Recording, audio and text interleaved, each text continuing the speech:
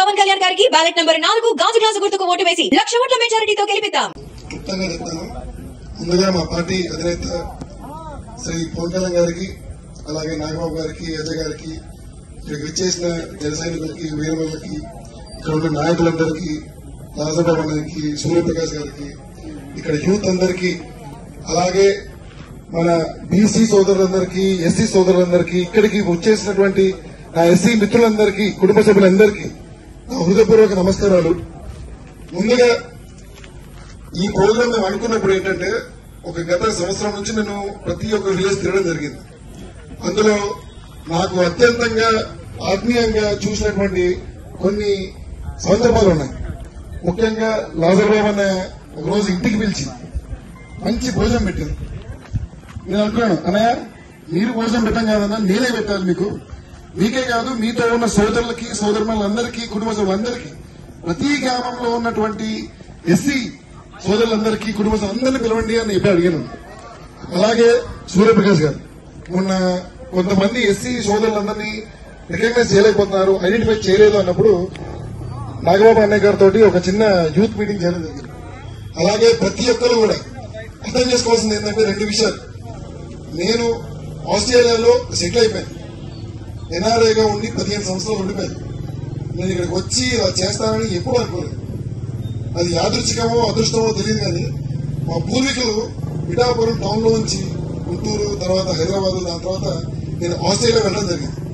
15 సంవత్సరాలు ఆస్ట్రేలియాలో ఉండిన తర్వాత ఎప్పుడో ఒకసారి అనిపిస్తుంది, మన పుట్టిన నేలకి, మన భూమికి ఏదో ఒకటి చేద్దాము, మన సోదరులకి ఏదో ఒకటి చేద్దాము అని అనిపించి, ఎలా చేద్దామని అనిపించినప్పుడు నాకు పవన్ కళ్యాణ్ గారు తప్ప ఏ నాయకుడు నాకు అనిపించలేదు. ఆయనకున్న మంచితనం, పేదల పట్ల ఉన్న బాధ్యత, యువతకి ఏదో ఒకటి చేయాలి, యూత్ ని గ్రో చేయాలి, ఫ్యూచర్ లో అందరినీ కూడా ఒక ఉపాధి దిశగా తీసుకెళ్లాలి అని చెప్పే ఆయన తపన, ఆయన మంచి ఆలోచన, ఆయనకున్న మంచి సిద్ధాంతాలు అన్ని నచ్చి నేను కూడా నా వంతు కృషిగా నేను ఎంతో కొంత చేయాలని చెప్పి నేను స్టార్ట్ చేయడం జరిగింది. కానీ పిఠాపురంకి ఇలా నేను ఒక స్థానికుడిలాగా ఉంటానని అనుకోలేదు. నేను కూడా ఇక్కడ ఇల్లు తీసుకున్నాను, ఇక్కడ ఒక కంపెనీ పెడుతున్నాను. ఇలాగే మీ అందరితో కూడా ఉండి, మీ అందరితో మమేకమై, మీ అందరికీ ఎంతో కొంత మేలు చేకూర్చాలని చెప్పి నేను బాగా ఆశిస్తున్నాను. మీ అందరి కష్టాలు కూడా తీర్చడానికి కళ్యాణ్ గారు, మేము, మా నాయకులు, అలాగే మా ఎన్ఆర్ఐలు కూడా చాలా మంది రావడం జరుగుతుంది. మీరు ఎప్పుడు కూడా బీసీ అంటే బ్యాక్వర్డ్ క్యాస్ట్ కాదండి, బ్యాక్వర్డ్ క్యాస్ట్ కాదు. తెలుసా మీకు? బీసీలు కానీ లేకపోతే ఎస్సీలు కానీ అంటే షెడ్యూల్ క్యాస్ట్ అని అంటారు. వాళ్ళు వెనకబడిన వర్గాలు. వాళ్ళు ఎందుకు వెనకబడిన వర్గాలు అంటే, గొప్ప వాళ్ళు, డబ్బున్న వాళ్ళు పెరుగుతూ పోతున్నారు. పేదవాడు ఇప్పుడు పేదవాడిగానే ఉండిపోతున్నాడు.